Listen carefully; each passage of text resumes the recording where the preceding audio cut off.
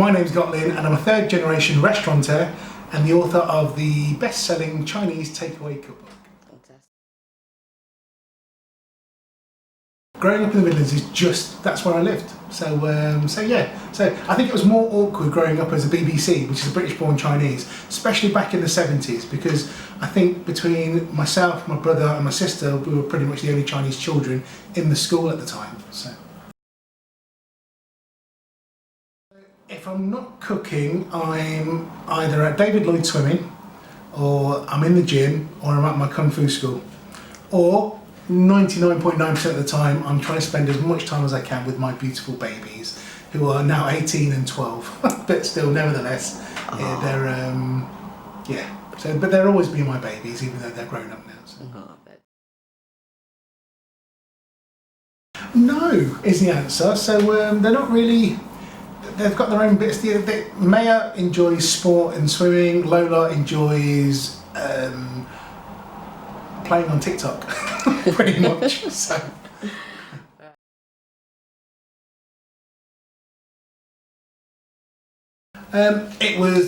So I had the idea of doing the cookbook about 2-3 years ago, maybe longer actually, 3 years ago, and it took a year of writing. I actually wrote another book called Chinese Soul Food before I wrote the Chinese Takeaway Cookbook, and I was kind of like, I knew that I was going to get a book out there. I knew that, because obviously I've been passed down these phenomenal, fantastic, amazing recipes, and I knew I just had to sort of share these with people. And so thankfully Quadrille and my agent Claire Holton is a fantastic lady.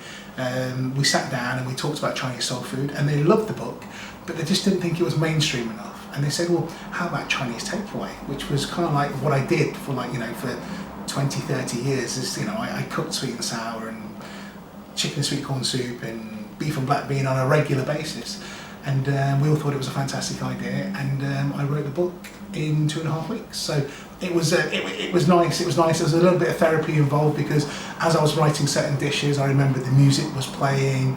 My mum and dad had a very small playlist at the time, and if it wasn't Carpenters, it was Johnny Mathis playing in the restaurant, and that's what I remember so much. That's what I remember so clearly even. And then obviously when I was writing the book, I even played the music because it helped me sort of I suppose relive the nostalgia of working in the restaurant. In the Midlands, I go to a restaurant in Birmingham called Wingwar, and not purely, but I know the owners, Dorian and Bong Lam, and they do a fantastic dim sum and roast duck and rice, which is just one of my favourites really. For Indian food, there are several, so I'm not going to name, but there are some really good restaurants. I was actually fortunate enough this year to be one of the judges on the Curry Awards, and I got to try some brand new restaurants that I would never have normally eaten at.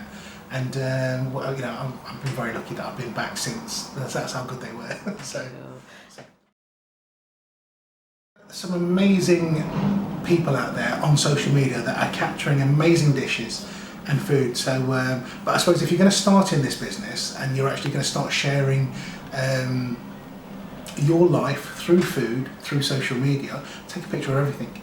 So literally photograph everything, because we're in this world now where people love voyeurism, and 99.9% of the time, whether you're on the train, on the bus, you've got a 10-minute break at work, straight away they look at their phone. So therefore, if you're out and you're having an amazing lunch, photograph it and tell people why it's amazing. That's good, because I know that when I first started doing it, I was told off, I just want to eat my dinner now. Can you let me eat my food now? You will get used to eating cold food.